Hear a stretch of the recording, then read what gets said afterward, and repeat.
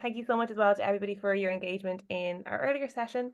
It was really, really engaging and really, really productive. So thank you so much for that. I'm really looking forward to our next speakers. They're very good colleagues and friends of mine. So first of all, we have Dr. Vivian Rath. So Vivian is the organizer of the National Disabled Postgraduate Advisory Committee, which I myself am part of, as well as the TCD Forum for Disabled Staff and Postgraduate Students. Vivian is an academic and a human rights and disability rights advocate and a change maker, to say the least. He's currently an adjunct teaching fellow in Trinity College Dublin in the School of Education there, and the research officer with the Association for Higher Education, Access and Disability, with obviously which is the head. So yeah, very welcome, guys. Thanks. Vivian, do you want to share your screen there with your slides, or I can share them if that's easier, whichever you would prefer? No, it's no problem now. 2 seconds. Thank you very much, Lisa. Lisa is not just a member of the group. Lisa is actually on our committee and also the secretary of our committee. So she gets to do all the hard work while I'll just do lots of talking. Lisa has to talk and write. And then, of course, we have Aoife Price here, who is the co-chair with me of the NDPAC as well. Sorry, my computer is doing crazy stuff. It's just stopped my screen share and is trying to log me out. No, we don't want that. Yeah, so you're going to have to give me 2 seconds here. Fine, we may have to go for plan B, which is you may share the screen for me, I'm afraid, because No problem. it won't allow me to do anything. No worries at all. Okay. That's technology. That always happens. Bound to happen. So yes, I was saying anyhow, whilst Quiva is getting that up, and I'm not even going to touch my computer, that the NDPAC has disabled people involved from all over the country, and that we have representation from across the universities, and that what has happened in recent times is NDPAC has developed this partnership with AHEAD, because AHEAD has also been doing a lot of work in the area of disabled postgraduates and ensuring greater representation of disabled postgraduates. And so what this partnership wants to do, the main aim of it, is to create a community of disabled postgraduates in Ireland. So if you just go on to the next slide there, Quiva. Yeah. Can you all see that? Yeah, it looks okay. Yeah, looks good. Okay, cool. Aoife, would you maybe take over there? Sure. Hi everyone. It's really good to be here, and yeah, just really happy to be here and talking about our project, which is really at a exciting point in its development. Yeah, can you just put up the next? There's a next. Yeah, thanks. And I might just move. Sorry, I can so I have the full screen here. So I suppose there's really an underrepresentation of disabled students at a postgraduate level. And I suppose the most recent statistics is there's 3% of the postgraduate population is disabled, whereas just over 8% of undergraduates are disabled. So there's clearly a gap in disabled, people progressing on to postgraduate level. And I suppose really what we have seen as postgraduates, as people have come through the education system to this level, I suppose, and what we've kind of encountered and why we're developing this or have developed this project is really about, there's a lack of a community, there's lack of awareness and knowledge of the barriers that disabled people face at this level. There's challenges in accessing funding, and also there's, I suppose, really a lack of transition pathways in the way that there is from a second level to third level. So next slide, please.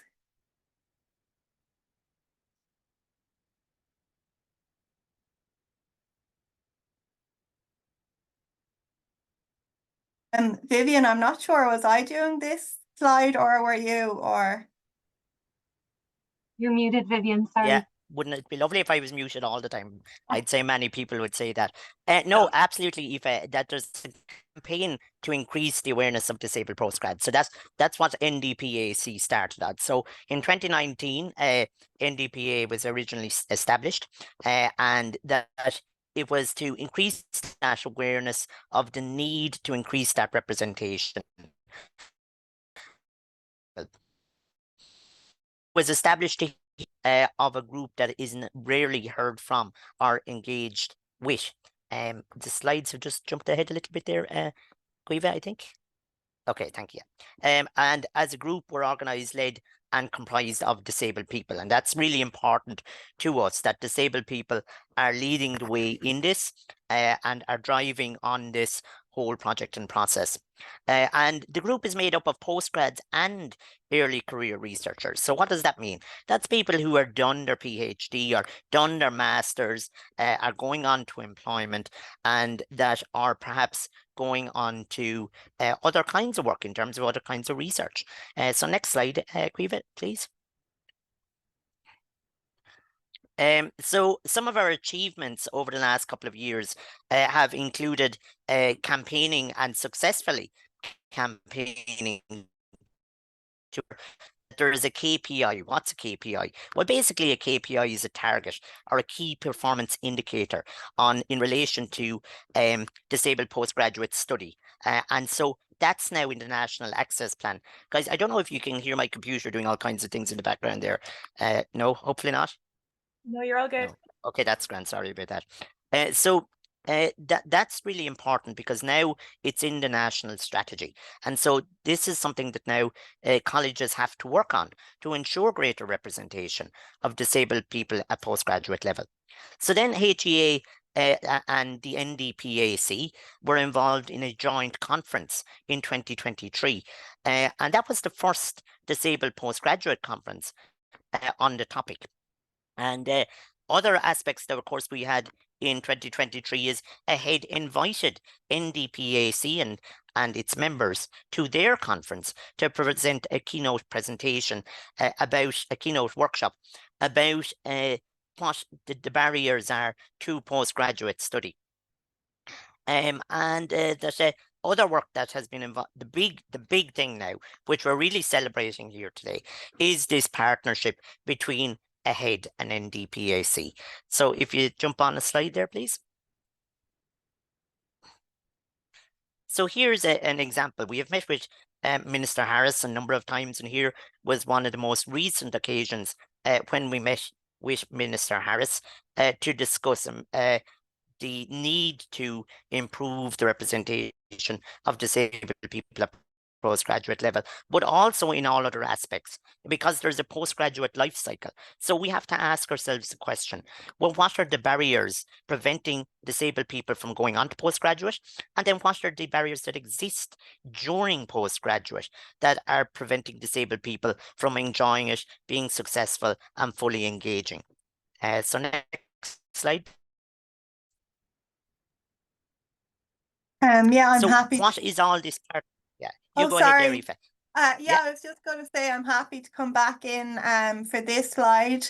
So I suppose, yeah, just building on all what Vivian has touched on there, but really this is about building an identity for disabled postgraduates and really a voice that has been, you know, missing or hasn't been present up until now. And really, I suppose as well, part of that is you know, gaining new membership, and hopefully after today we'll have a few more members joining. So that would be really great, as you know, we really want to focus on the voice of the diverse voice of disabled postgraduates in education and in early career as well. And as well, this idea of role models, and you know, seeing what you can seeing what you can be, or seeing more disabled graduates in or people identifying as disabled graduates within the education system, and really ensuring that supports are there for them to continue within their education. Really as well, it's about this sense of belonging and building, as I say, a community of disabled postgraduates, so that you know, we can support each other and work together going forward.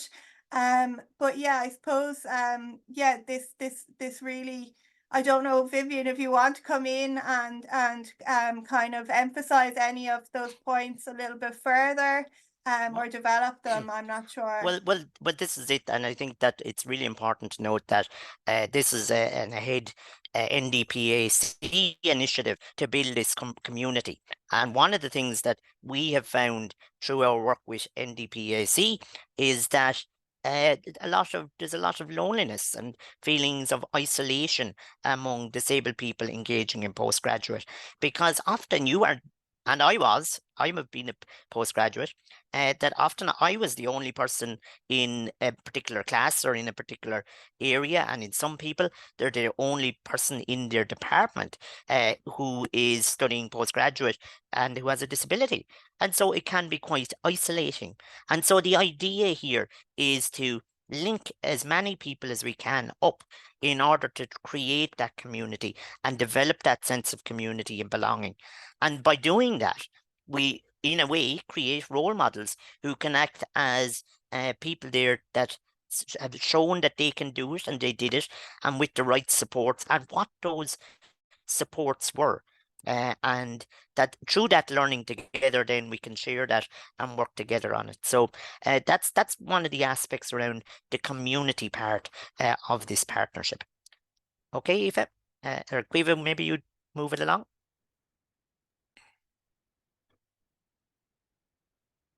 Yeah, so as Vivian has already said, we created this partnership between AHEAD, which, as people will know, is a non-governmental organization, and then the NDPAC, which is a disabled persons organization. So what a disabled persons organization, for people who don't know, is that it is it's led by disabled people and for disabled people.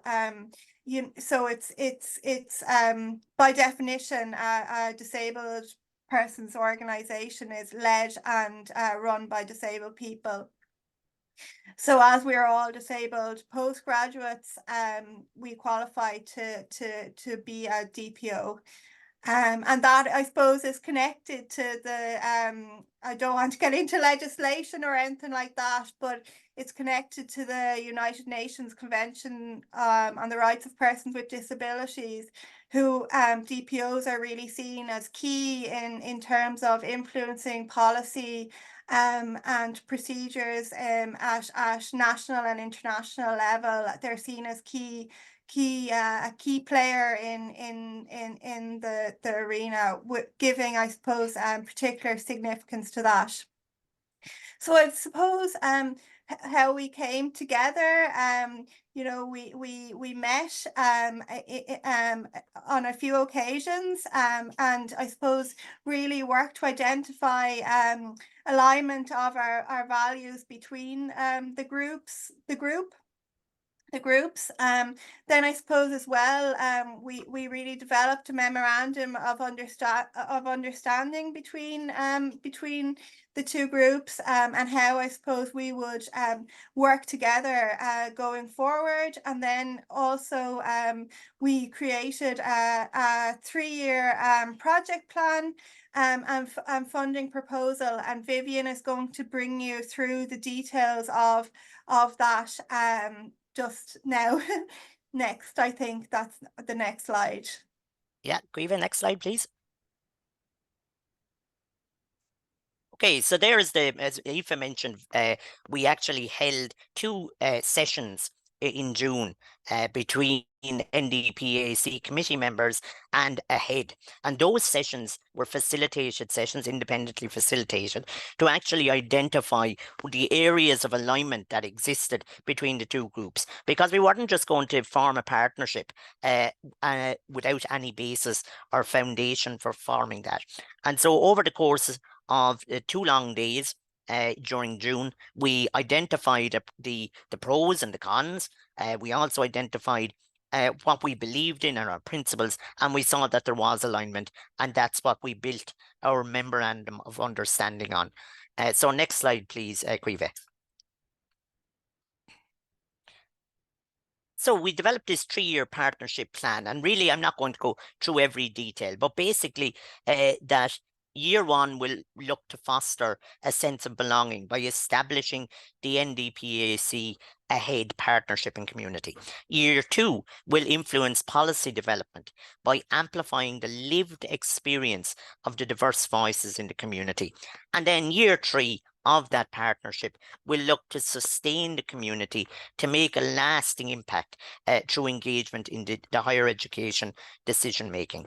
And so during all of those aspects, we will be looking to disabled postgraduates, NDPAC and others to actually feed into that and to help us drive it on, because we can't do it without you. This has to be more than one person. This has to be a real activation. It's about power of disability, and it's because we're only a very small group, we have to use what we have, and so it'll be through that power that we actually make changes.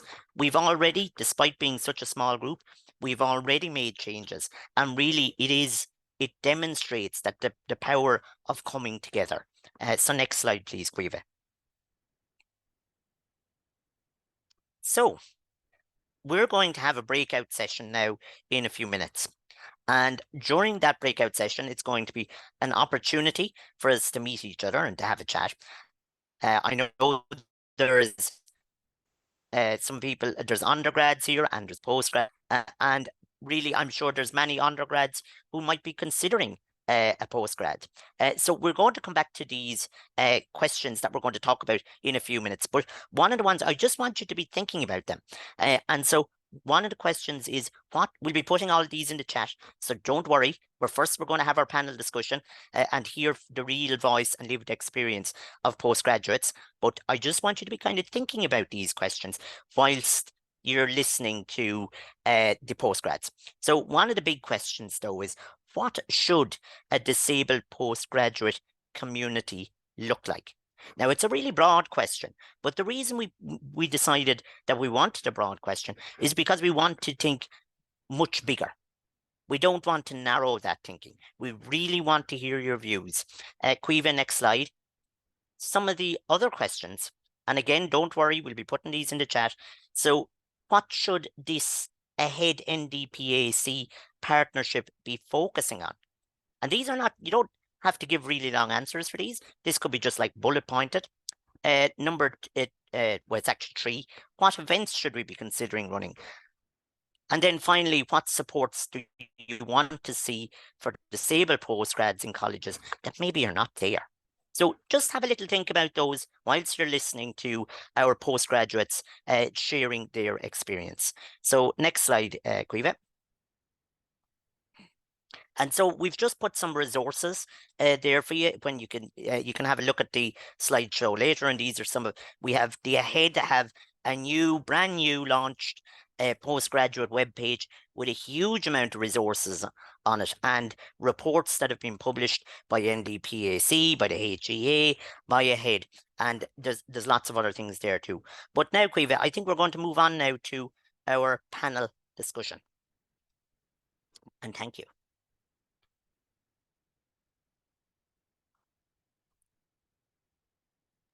Okay. Sorry, I have to stop sharing and unmute myself there. Yes. Tasks. That was brilliant, Vivian and Aoife. Thank you so much for that wonderful presentation. Jess and Danielle are going to help me break you all into breakout rooms. We're probably going to keep the speakers together, but before we do that, we're going to hear a bit from the postgraduate students on the panel. I just want to clarify, when we're going into the breakout rooms, that the only room with captions will be the main room. So if you need captions, make sure that you're staying in the main room, or just get in contact with Danielle or Jess to let them know that you need to stay in the main room, or myself. You can contact me too in the chat. But yeah, I'll leave it back to you guys and let you discuss away about your experiences and your views on postgraduate studies. Go ahead. Super. And Quiva, can I ask you to do me one favor? Could you just keep a little bit of an eye on time? Because everybody knows that I'm inclined to talk for a lot. And I'm sure our postgrads will have a lot to say as well. So if you just keep a little bit of an eye on time. Okay, so we have some fantastic postgrads here today, and I've had a chat with them before, so I know they're fantastic. And I'd say you all recognize that too. So I'm just going to start really by asking Alexa maybe, and all our speakers, just maybe give me 1 or 2 lines about yourself, and that maybe tell me a little about yourself, and a line about your postgrad experience. Yeah, Alexa. absolutely. Thanks, Vivian. Thanks, everyone. I'm doing gender studies in UCD. It's a MA. And I'm doing it part-time so I can give it my all and have a chance to work and make some money to pay for it as well. And if I need to take a mental health week, it won't ruin everything. And having that opportunity to do that is really valuable. I am a mature student and I'm autistic. So that's where I'm at the moment. I've mostly received the supports I've asked for from UCD staff, and if I haven't, I've made a note when prompted, so they're aware of why a problem might be avoided and asking for reasonable accommodations. Everyone on the whole has been accommodating and is learning as much as I'm learning with my assessment only last year. And the awareness of neurodiversity and why people who are neurodivergent might need extra supports is a relatively new concept. So I'm going to work with the Students' Union to try to help bridge that gap organically. We've actually been refused the right to start a society by the council, unfortunately, but can reapply if the Students' Union decide that it's not for them either, but we'll get there eventually.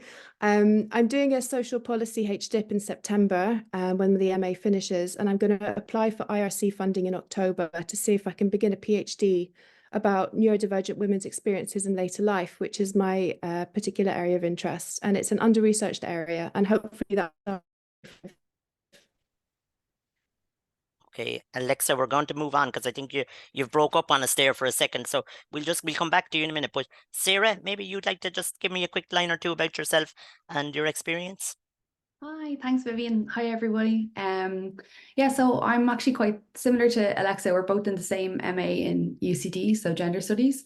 And I'm also part-time, and I work full-time alongside it as well to support myself. So we've created a great bond between myself and Alexa. It's been really nice between the two of us over the last while. I wanted to study a postgrad in gender studies because it's an area very close to my heart. And I've been having a really, really good experience in UCD. I find that it's nice and kind of, I suppose, like flexible and accommodating in terms of, you know, if you need to seek some support from the staff and that kind of thing. Definitely when it came to confidence, that was a thing for me that I kind of struggled with a lot, and they kind of helped, you know, with that in terms of like, you know, helping you to gain that with, you know, the readings and the work and things like that. So yeah, it has been a great experience. It's been really challenging, but extremely rewarding. Sarah, just really, before I move on to Sinead, that you mentioned there about confidence, and I was just wondering, did you feel a lack of confidence going into doing your masters? Was that? Yeah, for sure. I definitely, I think that was one of the biggest kind of, I suppose, barriers that I faced, you know, in going to do a master's. So, you know, I suppose it took a long time for me to choose what masters I wanted to do, and to kind of really push myself to say, hey, look, you'll never know unless you try it. you know, and you really have to put yourself out there to do that in order to find out, you know, is it for me? And I think, you know, by going to do a master's, it opens up so many opportunities, you know, like if you never know until you try it, if academia might be a thing that you want to pursue, or maybe it will take you in a direction that you never thought possible. And also the people that you get to meet are fantastic, and, you know, ideas get sparked and that kind of thing from meeting them. So it's brilliant. But I would say I struggled in my undergrad immensely, and so it took me a long time to think, like, you know, could I do it? But I'm a lifelong learner, and I believe in education throughout your entire life. And I suppose master's was a big one of those things that I wanted to try at least. And have to say, I'm really happy that it's boosted my confidence, because I'm a lot more capable than I thought I was. So I think it's great that, you know, when you try things, that it can change your perspective of yourself. But you have to try it to do it. Yeah. Yeah, and that's a really good point, isn't it? You have to try it to do it, and but then, like, I mean, I think there's always the worry, like, I mean, in terms of maybe you know, if you had past you know, negative experiences or lack of supports, do you think that that influences people's decisions?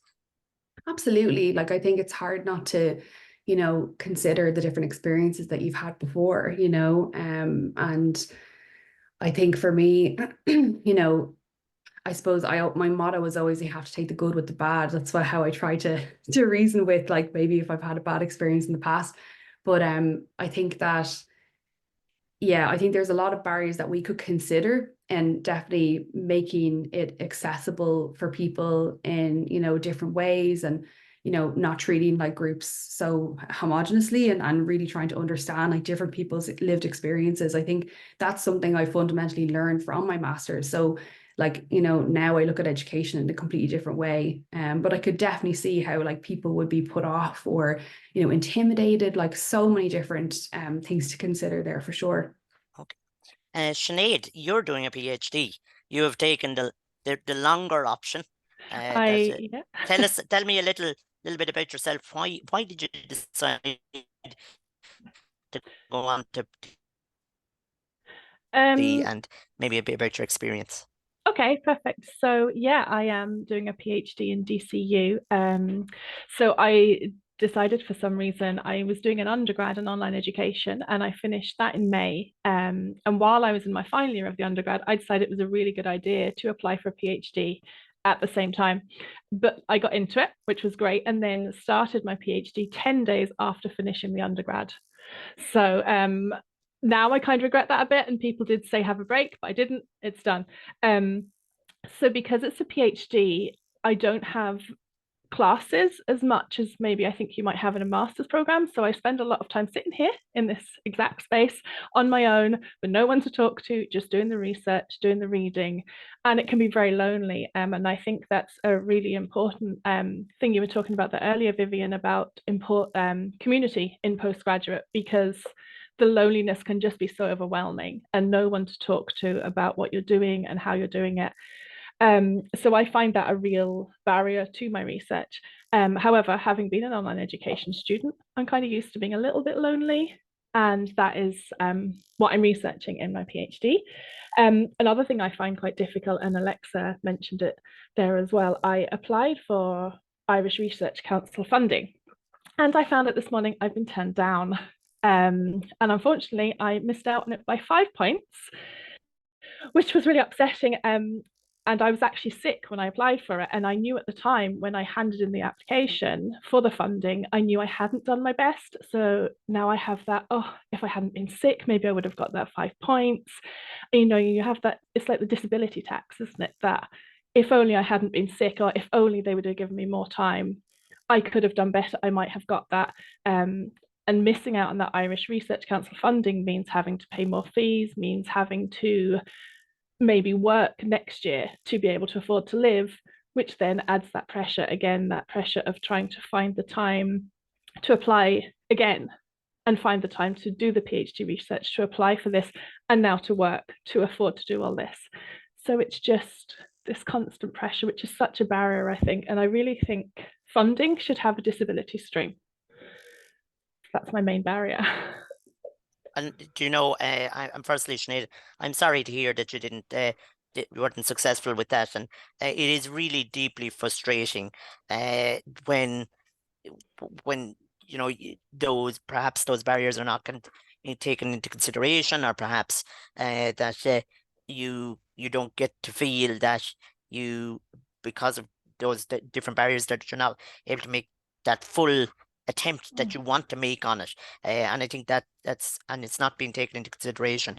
And so has anybody else had experiences like that within our postgrads? Could I come in about the IRC as well for a second? Also, Sinead, so sorry to hear that. That sucks completely. It's awful. I'm so sorry.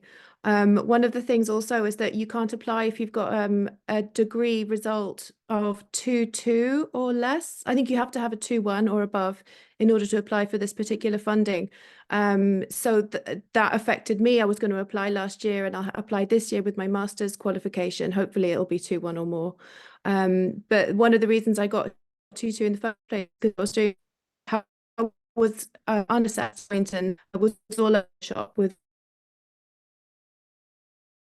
like more current grade in lieu of showing what degree you have. If you're a disabled student, would be much more useful for them to get an idea of your capabilities as an academic for funding. If I could just maybe just jump in Go on ahead, Sinead. Yeah. if that would be okay. Yeah. I was talking to another student recently actually about the IRC funding, and they mentioned that they had actually been awarded IRC funding, and their research was insider research, which is that they were a patient with a specific illness and they were researching that as an insider perspective. They were actually awarded the funding. But at the same time as they were awarded this funding, they were told by a doctor, you cannot continue working full time, you aren't able for this, your health will suffer. And IRC basically said to them, you either continue full time or you don't get the funding. So the reason they were given the research was the research they were doing was the reason they weren't allowed the funding. So it just seems that maybe there should also be a part-time option for people with those additional needs or disabilities. Those are really interesting points and barriers that that people are facing, and what it actually, in terms of the barriers to funding, barriers around flexibility and not enough flexibility, those are barriers that Eva and Lisa hear about all of the time. Those are aspects that need to be challenged and worked on, and I think there needs to be an increased awareness of it, because I think there is an appetite and there is an interest among the different bodies and stakeholders to actually support disabled postgrads. It's just there isn't always that lack of awareness on it. But of course, during all of that, and I've experienced it too, is us disabled postgrads, we're struggling then to try and get through this barrier-laden system and to move it on. And so that's why we have NDPAC established. That's why AHEAD have this partnership to try and provide a platform for that. In terms of, I think maybe as time is moving on, I think we might just ask the question then, in terms of if you had a wish list and you had 3 things that you really felt that needed to be changed, that could make a difference, either at master's or postgrad level. And I want you also to think as well from that, perhaps that perspective of transitioning. So if you're in your undergrad, what actually what maybe acts as a barrier to moving on, and what could actually improve it? So, I mean, if I ask maybe Aoife, and we'll give some of our other speakers a break. Aoife, if you had a wish list, a magic list. Absolutely. I think one of the things is really the acknowledgement of, as some of the speakers already spoke to, that part-time is you know, a really significant option, an important option for disabled postgrads. I myself became ill during my master's and changed from a 1-year to a 2-year master's. And that had implications in terms of fees and also, you know, funding and everything like that. Also, like we really, need to be campaigning about the importance of part-time being funded through the IRC and through the other funding bodies as well. I think that that's really, really important, and it was really interesting listening to Sinead talking about the kind of insider research and that. And I think sometimes as well, if someone has to take like sick leave, there's questions when they return to study whether they're capable of taking continuing, and that indeed did happen to me. So I suppose I really identify with those aspects. I think one is the part-time, the importance of part-time. Two, the acknowledgement and understanding of disability and the right to education, whether you're disabled or not, is fundamental right. And then I suppose really I think that the disability services in the colleges are totally under kind of, their knowledge needs to be built on how they can kind of support disabled postgraduates, particularly people at PhD level. I think that there's very little support for people like myself and Sinead, who are kind of working on our own here in our kind of, our own study kind of, and I suppose like even I personally asked the disability support office for a few things over the period of my PhD, and it was just seen as like, oh, this isn't something we've seen before, or this kind of thing. So there's really needs to be an increased awareness and understanding of the support needed for postgraduates who do, go on to postgraduate or for disabled students who do go on to postgraduate level, because I think, we've really made so much strides in undergraduate level, and we have so many disabled students now, which is really, really great, but it hasn't, a true representation, and that we don't have the same at postgraduate level. And I know sometimes even at thought masters, there's a lot more support than research masters or PhD level as well, and that needs to be taken into consideration as well. So I suppose those would be the three things: this idea of part-time and funding part-time students, the idea of being unwell and having the right to education, and then the support for the through the disability support services. I think that really needs a lot of work. They've come a long way in terms of undergraduates, but it can't be said it's the same for postgraduate level. I think those are all excellent points and really a comprehensive overview of some of the main challenges that exist, Aoife, and that what I'd love to just actually just mention around that part-time aspect. And I think we've mentioned fees, but the reality is that if you are forced due maybe to chronic illness or for whatever, maybe health reasons, to do part-time, it also means paying accommodation for maybe 5 years as opposed to 3 years. And it's nearly like a disability tax. And that is often not taken into consideration. So these are the kind of barriers that exist. And I think as well, you mentioned about the continuation. If I could speak, just even as chair here, just speak from my own perspective, I was so nervous about my continuation. And that's normal. Everybody that does a PhD is just sorry for let everybody else know who didn't do it, doesn't know about continuation. The continuation is the halfway point of your PhD, and it's to decide if you can continue on to finish your PhD. So it's like an interview you do, and everybody is really nervous about it. But I was really nervous about it because I had been ill all the way up leading to it. And so I think there needs to be more built-in flexibility. And as regards the illness ground, you're absolutely right.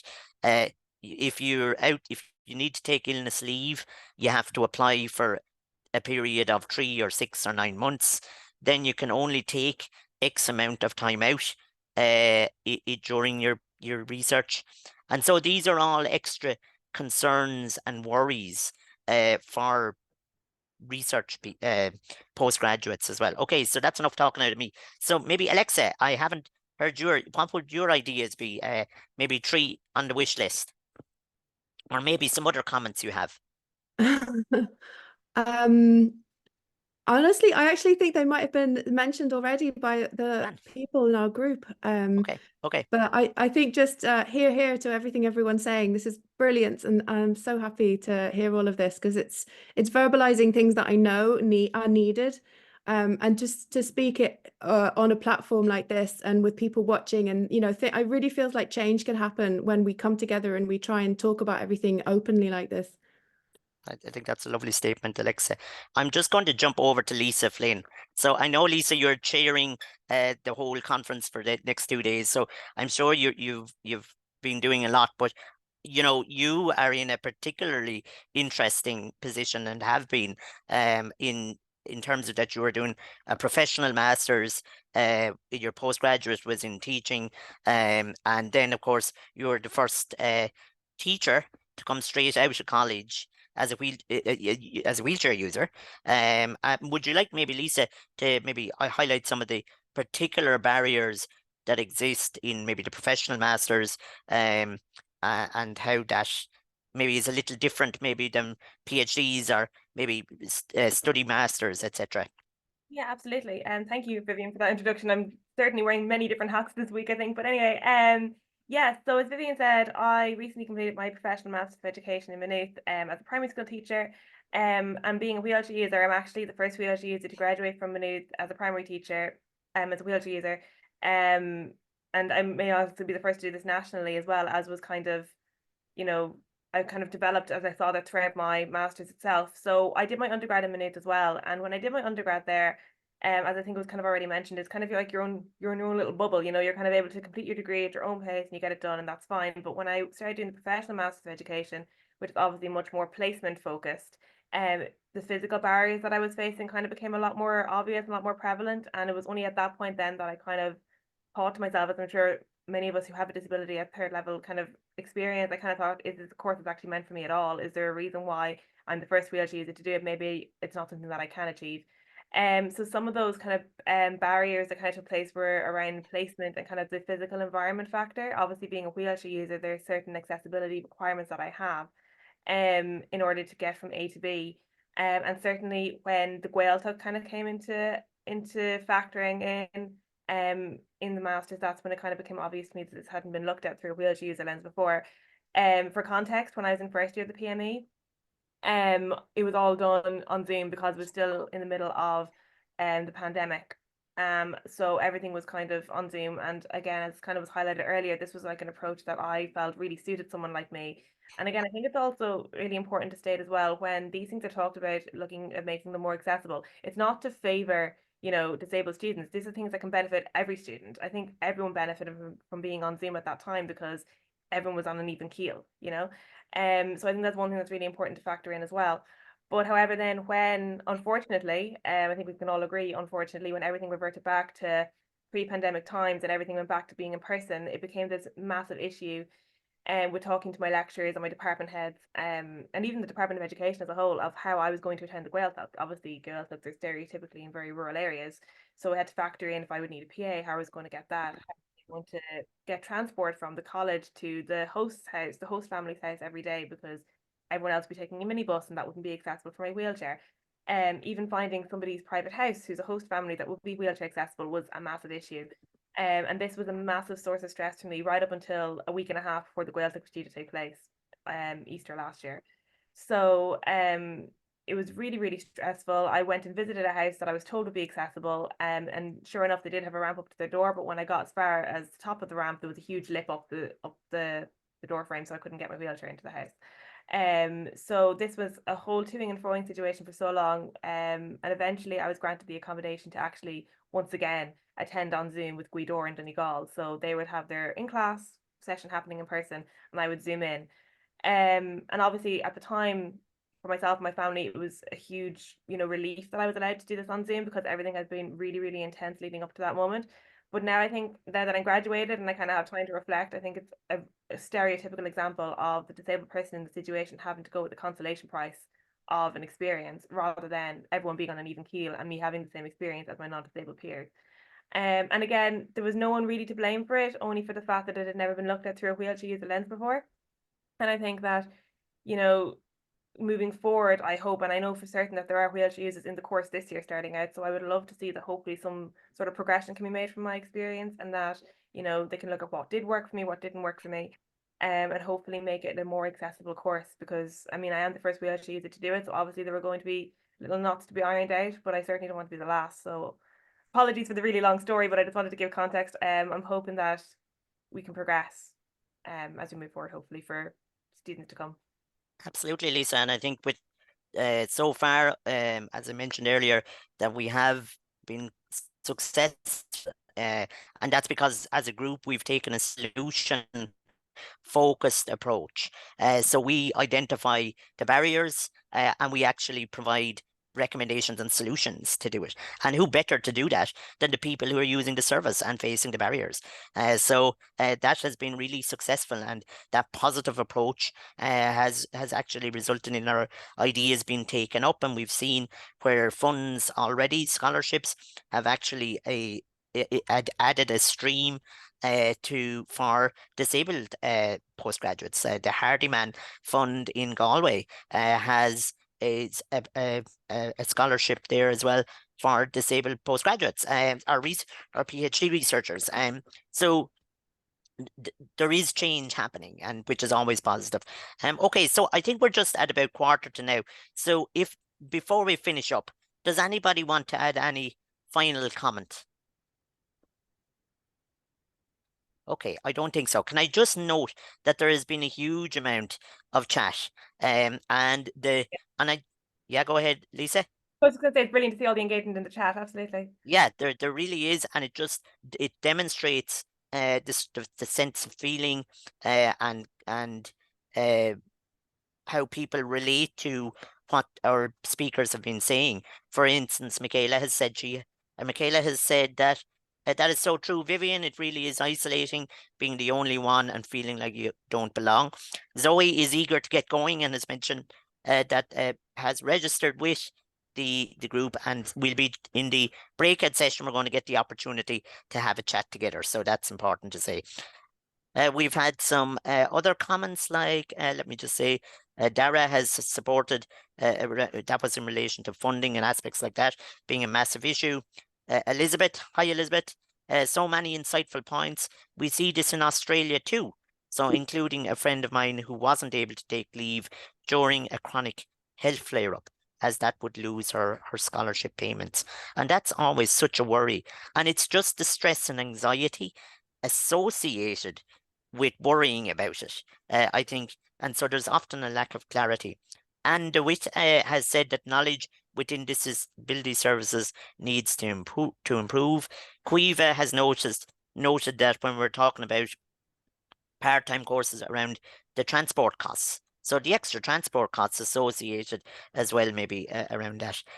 I see, let me see what else here. We've got some other comments. Oh, the hidden curriculum has come up, of course. And that the fact that when you're isolated and you're not involved with the rest of the postgrad group, you miss out on those water cooler moments, those opportunities in the coffee room to talk and learn about different aspects, or the hidden culture that exists maybe in a department. So just noting that, and the point of disabled people missing out on that as well. So they're just some of the, thank you for sharing your story, is up there as well. That's to Lisa. Challenging, and mention about the challenges. There's a load of comments which you can all, oh, Lindsay has done a lot of work around this as well. I know Lindsay. Hi, Lindsay. I was a disabled non-EU postgrad student in Ireland, and really identify with all of these comments. With added stress of being foreign, I submitted an unfinished thesis due to illness and the need to comply with immigration requirements. and was so disappointed and often worried academics. And so I think that's probably a good point to leave it on. So I want to thank all our brilliant speakers. Thank you very much for sharing. Because it can be difficult to share these experiences, but it does make a difference for the people, as you see, the people who are listening in really do appreciate it, and I do too. So now we're going to move on to our breakout session. And that if I could ask that, I think, Quiva, you take over now at this point. All right, thank you, everybody. Thank you so much, Viv. And thank you everyone for speaking. It's so beneficial to hear everyone's personal experiences, because I feel like what may feel like a personal experience is often a universal experience, and it can feel quite isolating, but it often isn't actually the case. We'll be breaking into breakout rooms. I want to remind everyone that if you do require captions, the captions will be in the main room. So make sure that you get on to Jess or Danielle or myself or Lisa to let them know that you want to be kept in the main room. We will be putting, how many breakout rooms will we split you into? How many people is there? There's 30, so maybe I'd they're say being set up 5, immediately. maybe I can't 5. see them. 5 of 6, yeah, that would be a good one, wouldn't it? Yeah, people are being dragged out now. Enjoy.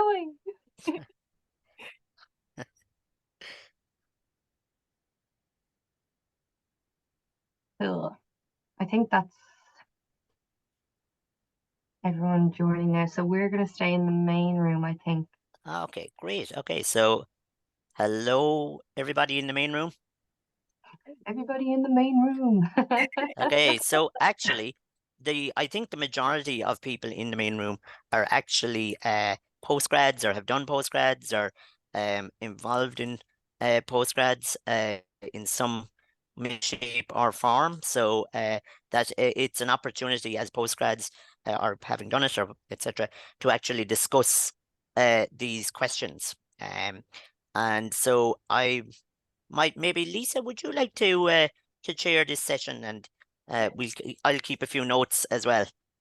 Absolutely. So we have questions as well. So what would we like the postgraduate community to look like? Okay, so would anyone have some thoughts they want to start us off with? So I get the questions back up here. So what would we like the disabled postgraduate community to look like? Is that what we said? Yeah. Mhm. Why am I so big? Gallery mode. Go for it. Thanks, Liz. Hi there. So I'm going to go through this chronologically because I think that's the only way that I'm going to keep the thread. We started out with a really international flavour, I think because I'm from Australia, Lindsay's from the US. So we got thinking about what could happen in terms of an international flavour to it. So could we build a community where we're sharing learning and sharing insights globally? And part of that came about thinking about how we might actually learn from each other's experiences and how we might be able to take some best practice examples that we learned about or that we can develop and use that to leverage best practice in other areas. So if something's happening really effectively in Ireland, we can say, well, they're doing it in Ireland and this is how it's working. Take it back to Australia, take it back to the US and vice versa. So really leverage that collective learning. And something we thought would be really lovely would to have it as a really shared learning space. So have that place where it's safe to go, to turn up as yourself and also to share those experiences. And taking a bit of a UDL fashion, we thought about how multiple modes of engaging in that community would be really lovely. So for some people, it may be the most appropriate or the most comfortable to engage in a forum where you might be able to engage in that asynchronously. Whereas it also might be nice to have things like the event today where we engage synchronously, we're online in the same time and space together, and we get to share things in different ways. So really taking that UDL lens to that community. And something that Lindsay raised was that we'd also need to consider how our understandings of different aspects and different processes can differ internationally. So Lindsay was mentioning that to consider if students who might be international students, if they're aware of or have access to their key area of supports, so things like SU, disability services, and if the language looks different to how they're used to at home or from their undergrad studies. So that was a really interesting point. And Lindsay even mentioned that particular terms, even just with an accent change where stress is placed in different places in a word, can make you question if it's the same word or if it's a slightly different word. So taking those aspects into account. And please, anyone from my group, if I've missed anything, feel free to jump in. Thank you so much, Elizabeth, for that contribution. That's brilliant. I really, really love those ideas that you discussed. That's fantastic. Yeah, so if we have any more volunteers to speak who'd like to share from their group, you're more than welcome to come forward. Will I go for our group actually? Yeah, that'd be great, Lorraine. Thank you. They asked me to do it, so I was the one taking the notes. So I'll just go through a few things. Actually, some of the things that were already mentioned by Elizabeth. And it was great to meet the group. They're so great. We had a great chat. So really, one of the first things was like that whole idea of what would a community look like, and people were talking about, you know, the idea of structure in a community, that it's not just loose, because sometimes if it's too loose, you don't know where to go, who to connect with. So having a sense of structure, knowing where to go, kind of not almost like a kind of a standard set of criteria, and that sometimes communities can, you know, they start out in a society. So you set up a society, and then as it kind of grows, it kind of filters out, I suppose, more into the community and the college. So those kinds of things can get a sense of community really going, and how the, you know, being involved in students' union societies really help that sense of community. The togetherness, the support of each other. And then in terms of focus, that things that they could be focusing on is more stuff around accessibility, both generally, just in terms of, even just in terms of pure access, if you think about Lisa's experience, and then just in terms of, again, focusing on giving people structure, particularly as postgrads, where you might be kind of floating around, you know, you don't feel like you're connected to the community because you're maybe, you could be, you know, like what Aoife said, that idea of, you know, I'm studying on my own, and I've no one to connect with. So being part of something. And then also to be looking at things like scholarships. So, you know, finances are always a big issue. What's out there? How do I access it? How do I appeal it? So if it gets turned down, can I appeal it and say, actually, you know, that's, you know, right? Even simple things like the student grant, those things. When can I apply for it? When is it not relevant anymore? How do they decide on how they, you know, reckonable income in a household? All of those things are quite complicated because, you know, it really is down to individual circumstance. So kind of unraveling that a bit as well. And then the whole idea of, you know, networking. So how do we network more? How do we create more of a wider sense of community? And everybody said that, you know, that it was great to hear other people's voices, right? So what's actually going on? I've heard someone else talking about something. Now I don't feel so alone. How can we then spread that learning to other campuses so that it's not just NCAD talking about whatever's going on in NCAD? What else is going on in the news? How can we talk to each other to improve the environment overall? And the idea of strength in numbers. So it's very difficult, and we all know this, and that's why people contact HEAD as well, is because it can be very difficult if it's the lone voice, right? So where does somebody go when they have something really serious going on, or they need support, or they want something changed in the college? So who is going to be with them? So that, again, that idea of community, and that really moving forward in terms of linking in with other colleges and linking in with the people, you know, that I suppose that, you know, are what we say, not in charge, but, you know, the kind of the people who run the colleges.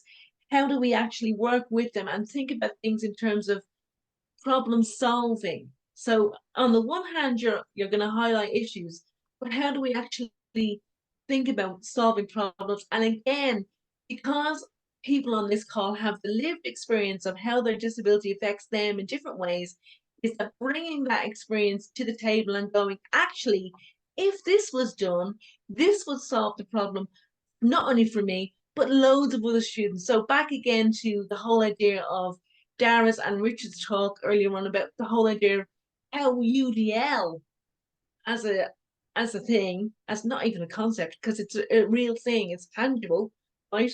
How that can actually improve the situation for everybody. The other thing then is how people actually access supports and information.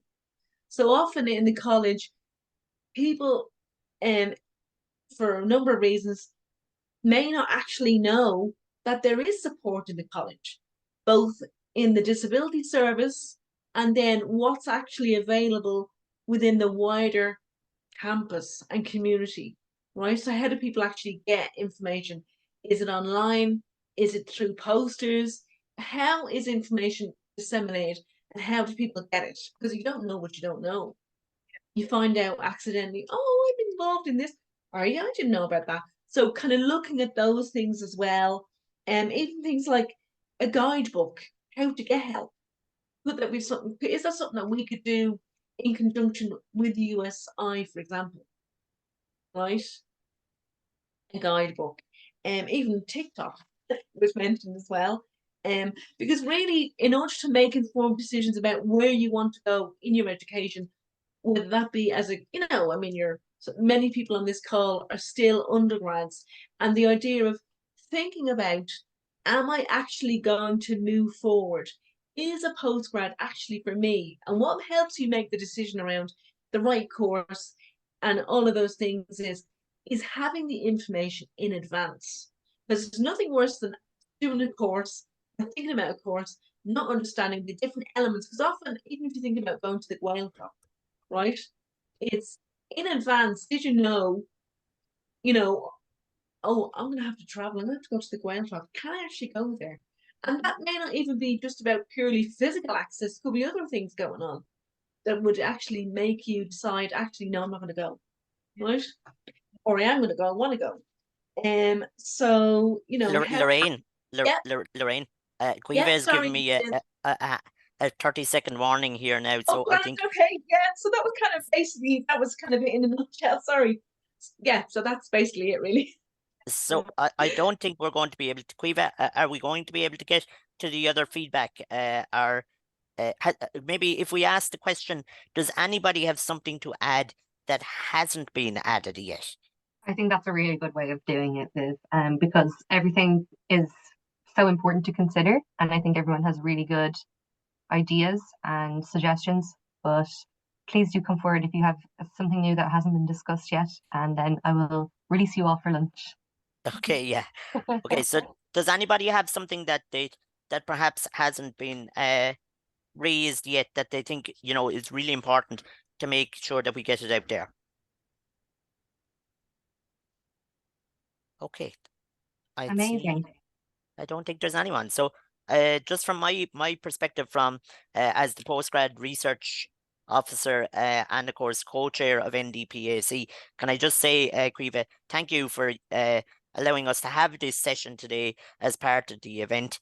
I found it really valuable, and that we have added the link to the registration form for NDPAC, and of course you can always email the AHEAD team as well if you want to be kept updated on what's happening, and we will of course keep you updated on any events that we're organising over the course of the next year, and it has been really insightful event, and thank you all. Thank you so much. Thank you so much.